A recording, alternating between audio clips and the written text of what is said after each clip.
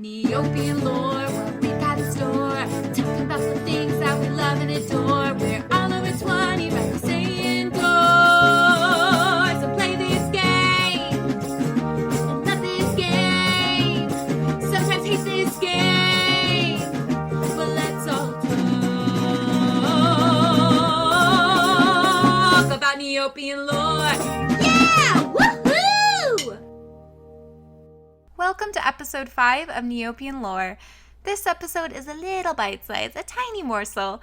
We are going to discuss a lost desert Asia. No, not Princess Amira, but Lady Osiri, a spunky pottery shopkeeper found in Sekhmet. I'll try to be as accurate as possible and attempt to pronounce all names correctly, but keep in mind this world is fictional and this is all just for fun. Side note, I've heard this pet type called Aisha, and Aisha. Childhood headcanon says it's Aisha, the AI like in words claim or pain. You can try to fight me on it, but keep in mind my Battle Dome stats are pretty high. I have a level 50 Kugra, level 50 baby. Please don't fight me.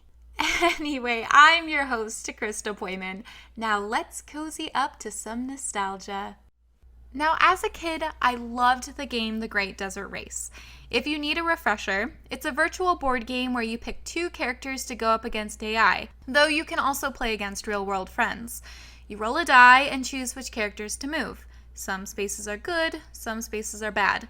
The player with the highest points wins. There's really not much skill to it, akin to chutes and ladders, but it's still fun and the music is a bop. Every time I played, I always chose Lady Osiri, an Aisha dressed in a flowy white dress, silver bangles, blonde ringlets, and a green gem. I just really liked her design. I then alternated between Tomos and Nabil for her partner, but never Brucey B. I don't trust him, especially since the Lost Desert description says he discovered the land when chasing his lucky coin. You did not discover anything, sir, and I'm still salty about cheat. Osiri's Neopedia page is written like a news segment doing coverage on her shop.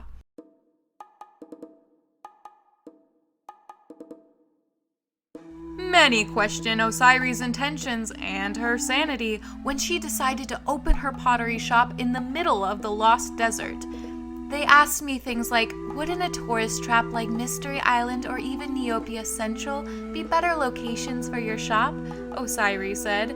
I guess the idea is that my desert pottery would appear rare and exotic in places like that. My answer to that is, what are pets going to do? Go to that other pottery shop in Neopia? Oh wait, there is no other pottery shop in Neopia. So much sass, and I love it.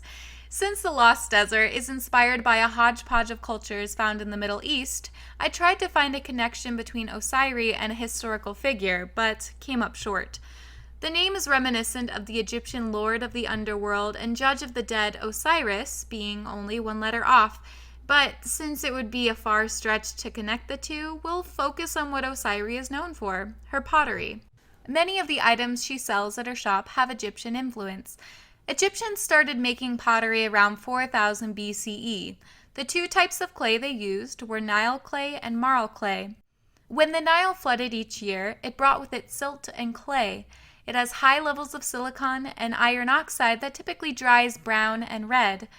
Marl clay is found in the desert, but can also be found along the Nile.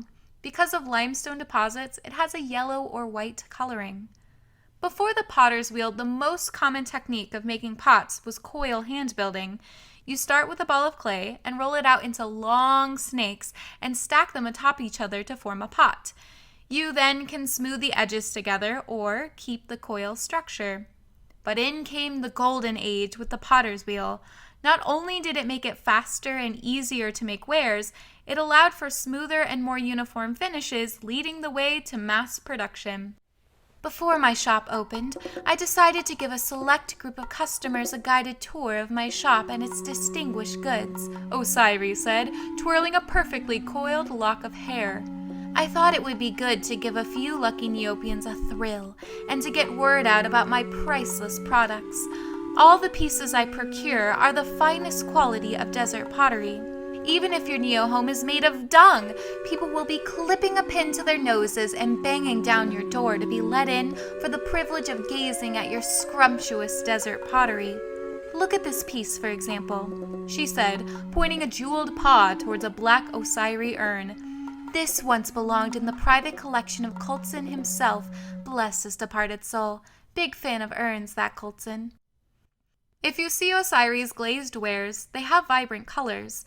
In Egypt, with the evolution of the kiln, temperatures were able to exceed 1,830 degrees Fahrenheit, or 1,000 degrees Celsius.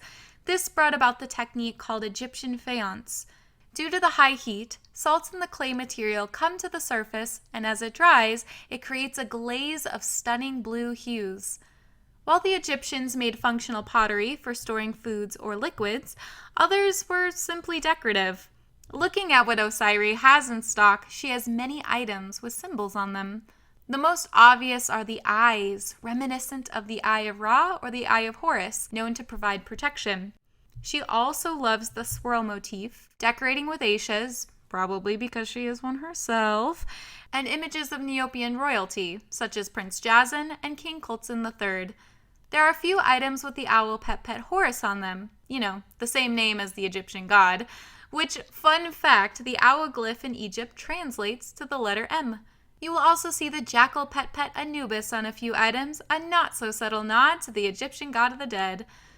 I guarantee my customers only receive the finest in desert earthenware, Osiri claims. Due to the extreme rarity of her prices, Osiri's accessories don't come cheap. However, she stands behind her quality products.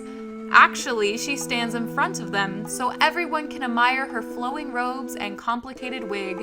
It's all about style. That's true about Osiri, and it's true about her pottery. Like many cultures, hair was very important to Egyptian society, and only the elite could don wigs. Wigs not only signaled high rank in a strict social hierarchy, but helped protect scalps from the sun due to shaving them to avoid lice. Hair used for wigs and extensions was human, and either the individual's own hair or traded for, its value similar to gold and incense. It would be treated for lice, and the wig makers would style the wigs with elaborate curls and braids, depending on what the customer wanted. Braids were commonly used to denote religious affiliation or pay tribute to specific gods. Osiri's wig is complex. She has ringlet curls, framed bangs with a high updo in the back. It's also yellow, which, looking around the Lost Desert and Desert Pets at the Rainbow Pool, she's the only one. You know her, she has to stand out. For the ancient Egyptians, it's widely debated how common lighter hair was. Some mummies have been found with yellow or red hair, but they're still doing testing and studies to determine whether it was genetic or due to the embalming process affecting the hair color, though they have found the use of henna hair dye to produce these colors.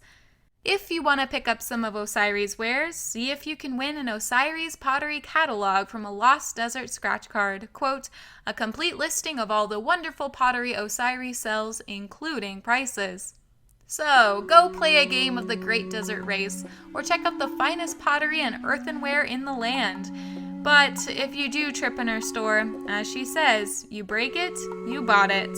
Well, that's all for this mini episode of Neopian Lore. All characters and licensing belong to Neopets.com. Music was created by me, Krista. Today's composition is called Deserted in the Desert.